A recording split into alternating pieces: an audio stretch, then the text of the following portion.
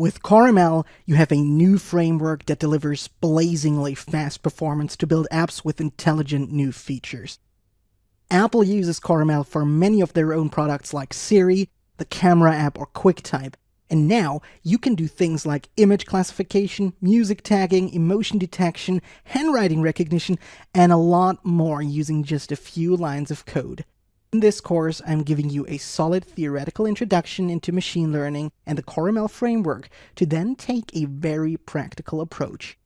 We are going to build 3 apps together that leverage the power of machine learning. First, we will learn more about machine learning models and detect the gender from a given first name. Second, we're going to use computer vision to classify objects and detect rectangles in real time using the iPhone camera. Our last project is going to focus on natural language processing and making search operations much more powerful.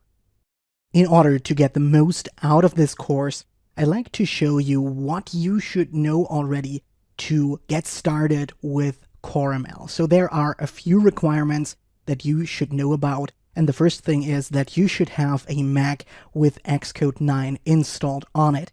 You should also have a solid understanding of the Swift programming language, whether it's Swift 3 or Swift 4. You should be fine if you know what a variable is, what a closure is, how to work with different Swift language features, how to deal with sequences, and so on.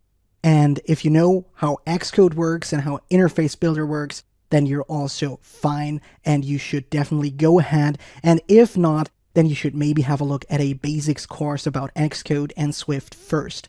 And kind of optional only if you want to test your applications on a device, and for one application that uses the camera, it is necessary that you have an iOS device for testing.